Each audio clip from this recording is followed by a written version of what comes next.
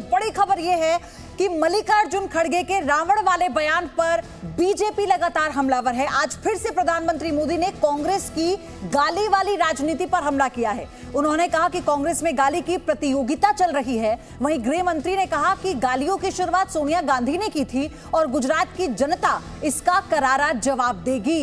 वहीं रक्षा मंत्री राजनाथ सिंह भी पीएम को रावण कहे जाने के बयान पर हमला कर चुके हैं। उन्होंने कहा कि खड़गे का बयान कांग्रेस की मानसिकता दर्शाता है। वहीं बीजेपी अध्यक्ष ने कहा कि कांग्रेस के बाद गाली देने का ही काम रह गया है कांग्रेस के पास, क्योंकि उनके पास कोई और मुद्दा ही नहीं बचा है। अब इसे लेकर खूब राजनीति हो रही है।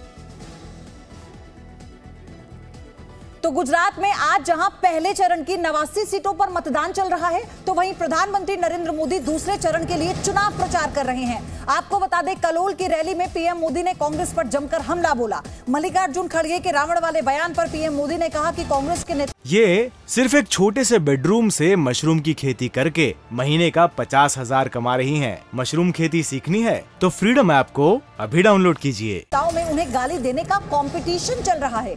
पीएम ने कहा कि कांग्रेस नेता गाली देना अधिकार समझते हैं और उनकी आस्था लोकतंत्र में नहीं है, एक ही परिवार में है। तो ये बड़ा प्रहार प्रधानमंत्री ने किया है। आपको बता दें, मल्लिकार्जुन खड़गे ने प्रधानमंत्री के लिए रावण जैसे शब्द का इस्तेमाल किया था, जिसको लेकर उनकी आलोचना भी हुई। बीजेपी लगातार हमलावर है और आज प्रधानमंत्री मोदी ने कहा कि कांग्रेस नेताओं में उन्हें गाली देने को लेकर मानो एक कंपटीशन चल रहा है।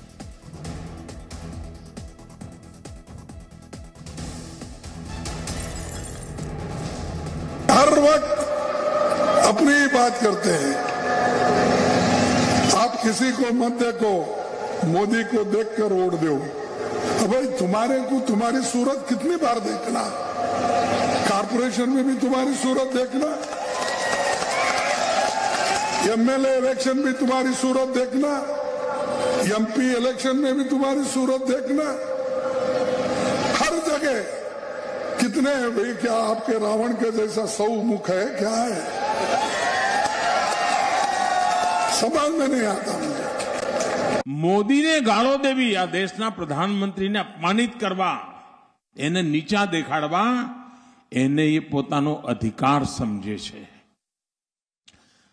અગર લોકતંત્રમાં એમનો વિશ્વાસ હોત તો કોંગ્રેસ પાર્ટી આટલી હદે ક્યારેય ન જાત।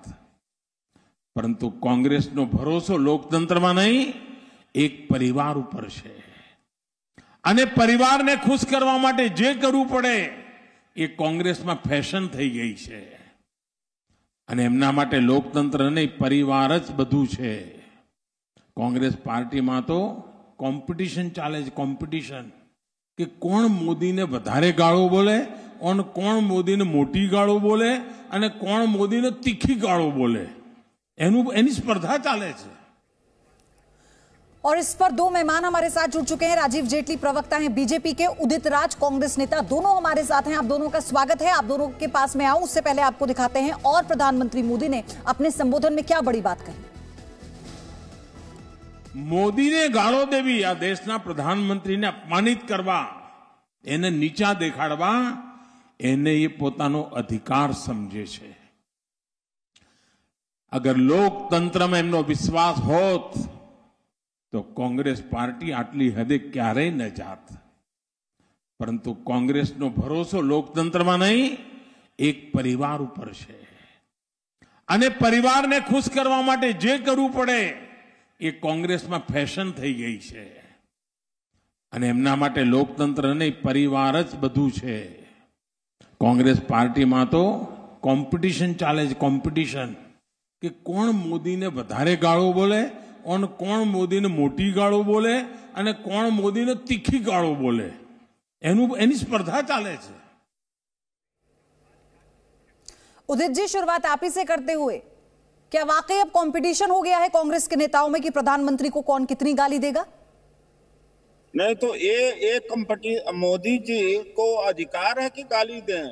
जर्सी गाय, कांग्रेस की विधवा और 50 करोड़ की गर्लफ्रेंड और हाइब्रिड और क्या क्या मोदी जी का ही एक अधिकार है क्या? और मौन, मनमोहन सिंह को मौन मोहन, और ये मोदी जी ने जिस तरह से शब्दों का इस्तेमाल किया उसका तो सानी नहीं है। और जो खड़गे जी ने कहा, एक व्यंग होता है, तुलना होती है, लेकिन इसमें उसमें जमीन आसमान का फर्क। उनका यह कहना था कि मोदी जी कारपोरेशन का चुनाव हो तो एमएलए का हो, एमपी का, वोट मुझे दो। अरे क्या समस्या समाधान करने जाएंगे? क्या इनके मुंह पर इनका मुंह देख के वोट दे? काम कौन करेगा जनता का? नहीं, यहाँ तक की तो बात ठीक थी ना उदित राज जी। उदित जी, यहाँ तक की तो बात ठीक थी, लेकिन आप ही कह रहे हैं ना कि शब्दावली तो कोई भी गलत इस्तेमाल करे वो गलत है, तो ठीक बात है, फिर रावण जैसे शब्द का इस्तेमाल करने की क्या जरूरत थी? मल्लिकार्जुन खड़गे जो इतने वरिष्ठ नेता हैं, अध्यक्ष हैं कांग्रेस पार्टी के, आप सब उन्हें इतना चाहते हैं, तो फिर अगर वही इस तरह की भाषा का इस्तेमाल करेंगे तो क्या मैसेज जाएगा? इटली की बेटी, कांग्रेस की विधवा, 50 करोड़ की गर्लफ्रेंड, कपड़े से लोग पहचाने जाते हैं, हाइब्रिड, क्या क्या नहीं बोला। और एक दूसरी बात, आज हार्दिक पटेल इनके पार्टी में हैं, क्या क्या गालियां नहीं दिया। तो हार्दिक पटेल की गाली इनको अब दुआ लगने लगी है, क्योंकि वो बीजेपी में चले गए, उनका स्वागत किया गया। तो ये तो इनको कहाँ फर्क पड़ता है इन चीजों का? राजीव जेटली, जवाब दीजिए। राजीव जी, मुझे लगा था आपकी एक बात का तो जवाब देंगे, एक बार तो ये बोल के दिखाएंगे कि हम गाली क्यों देते हैं। अभी तक कोई जवाब नहीं दिया है। ये बताया नहीं है कि क्यों रावण बोला जा रहा है, ये बताया नहीं क्यों सोनिया गांधी जी ने मौत का सौदागर बोला, मौत की खेती करते हैं, हिटलर बोला। कितनी लेवल पे फ्रस्ट्रेशन, आप सोचिए। एक गरीब व्यक्ति को प्रधानमंत्री बनते देख नहीं सकते। गरीब व्यक्ति इतने बड़े पद पर बैठ जाए और उसके बाद ये बताया जाए कि वो नीच है, उसके बाद ये बताया जाए वो किस तरीके से, जो भी इन्होंने अभी तक बात करी है, अब ये सोचिए, एक भी बात का तर्क नहीं दिया।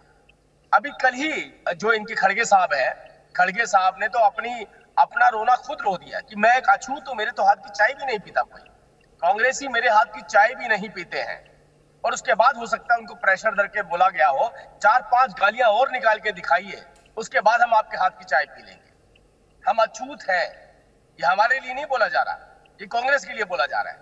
और हर व्यक्ति को प्रूव करने के लिए कि मैं पक्का कांग्रेसी हूँ, गांधी भक्त हूँ, गांधी परिवार का भक्त हूँ, जितनी ज्यादा गालियां निकालेगा उतना ज्यादा उसे ऊपर अपलिफ्ट किया जाएगा, उतना ज्यादा उसे वेटेज दी जाएगी। प्रधानमंत्री नरेंद्र मोदी को गाली निकालिए और आइए कुछ बेहतर पाके यहाँ से पा करके लेके जाइए। ये परंपरा कांग्रेस के अंदर चल रही है। आपने प्रश्न ये उठाया था कि आप प्रधानमंत्री को गाली क्यों दे रहे हैं, इन्होंने उसके ऊपर एक भी जवाब नहीं दिया। बार बार इस बात में लगे रहे कि हम इसलिए गाली दे रहे हैं, ऐसा मेरी बात ऐसा हुआ था, एक बार मेरी बात का जवाब दिया। आप मेरी बात का जवाब दीजिए ना। एक गरीब आदमी आपको डाइजेस्ट नहीं हो रहा क्या प्रधानमंत्री के रूप में? अरे ठेका ले रखा है क्या गांधी परिवार ने? ठेका ले रखा है गांधी परिवार ने, तो बताएगा या वो बताएगा मनमोहन, आप मेरी बात का जवाब दे। आप जमींदार हो गए, किसी गरीब को इस तरीके से अगर आप गाली निकालोगे ना, तो प्रदेश की जनता इसका जवाब देना जानती है, गुजरात की जनता जानती है। ये दिल्ली में बैठ के गाली निकालने वाले लोग वही हैं जिन्होंने इस देश को जवाब ये जानती है। कांग्रेस की गुजरात की जनता इस बात का जवाब देगी आप लोगों को। करोड़ की गर्लफ्रेंड, आप जवाब दीजिए तब जवाब देंगे। एक चीज का आपने जवाब नहीं दिया। प्रधानमंत्री के पद पे बैठा है, उसको इतना भी हजम नहीं कर पा रहे हैं, प्रधानमंत्री पद पर हजम नहीं कर पा रहे हैं। आप सोचते थे हम अपना पपेट बिठाएंगे तब उसे प्रधानमंत्री के दुनिया सुने करेंगे। अरे वो परंपराएं बदल गई हैं, सबका उपहास हुआ है। अरे क्या बात है, कीचड़ उछालने से आपका सर्वाइवल नहीं होने वाला। कितनी भी गालियां निकालिए, जितनी गालियां निकालेंगे उतना निखर के आएंगे वो। जितनी ज्यादा कोई गाली उनके साथ खड़ा होगी, इससे ज्यादा कोई गाली नहीं देता। मोदी जी ने ठीक ठीक ठीक। राजीव जी, उदित जी, एक एक करके अब एक दूसरे की बात भी सुनिए। उदित जी, सवाल मेरा यह है कि जब बात प्रधानमंत्री की आती है तो बात आती है उस गरिमा की, उस पद की, उस प्रतिनिधि की जो इस वक्त हजारों करोड़ों लोगों का प्रतिनिधित्व कर रहा है। तो क्या उस कद की, उस पद की, उस कुर्सी की गरिमा का ख्याल रखना सबकी जिम्मेदारी नहीं है? जब मोदी जी को ध्यान आया था, मौन मोहन कहते थे। अरे भैया, अभी आपसे पूछा जा रहा है प्रधानमंत्री को गाली देना उचित है या नहीं है? आप बोल दीजिए ना, उचित है। हमारी मोदी जी ने परंपरा है, बोल दीजिए। अच्छा, एक इसमें मिनट, क्या अर्थ है? जो आपको बंद कमरे में सिखाया जा रहा है वो टीवी पे क्यों नहीं बोल रहे आप? मोदी जी को तब गरिमा का ख्याल नहीं आया था जब प्रधानमंत्री मनमोहन सिंह जी। अब हम कांग्रेस का प्रधानमंत्री नहीं है, इनका प्रधानमंत्री है। मैं धन्यवाद बोला क्या? एक मिनट, लेकिन उदित जी, राजीव जी, एक मिनट, एक एक करके धैर्य से बात कीजिए, क्योंकि अब किसी भी तरह की अमर्यादित भाषा किसी भी पार्टी का कोई भी नेता अगर इस्तेमाल करेगा, सवाल उससे भी पूछे जाएंगे और वो किसी भी तरह से नागवार गुजरने वाली बात है। उदित जी, लेकिन सवाल तो यहाँ ये भी उठता है ना कि तू डाल में पात, तो वही बात होगी कि एक कंपटीशन चल रहा है कि सामने वाला गलत तो मैं उससे भी ज्यादा गलत। तो क्या मैसेज दे रहे हैं? प्रधानमंत्री मोदी ने कहा कि कांग्रेस से जितनी गाली देंगे उतना कमल खिलेगा। सुनिए आप, नुकसान तो आप ही को हो रहा है ना। सुनाते पहले आपको, फिर आ रही हूं आपके पास। नुकसान मोदी ने गाळो देवी आ देशना प्रधानमंत्री ने अपमानित करवा, एने नीचा देखाड़वा, एने ये पोतानो अधिकार समझे छे। अगर लोकतंत्र में एमनो विश्वास होत तो कांग्रेस पार्टी आटली हदे क्यारेय न जात। परंतु कांग्रेस नो भरोસો लोकतंत्र में नहीं, एक परिवार ऊपर छे અને પરિવારને ખુશ કરવા માટે જે કરવું પડે એ કોંગ્રેસમાં ફેશન થઈ ગઈ છે અને એમના માટે લોકતંત્ર નહીં, પરિવાર જ બધું છે। કોંગ્રેસ પાર્ટીમાં તો કોમ્પિટિશન ચાલે છે, કોમ્પિટિશન કે કોણ મોદીને વધારે ગાળો બોલે અને કોણ મોદીને મોટી ગાળો બોલે અને કોણ મોદીને તીખી ગાળો બોલે, એની સ્પર્ધા ચાલે છે। કોઈ રાવણ કે, કોઈ રાક્ષસ કે, कोई कॉकरोच के।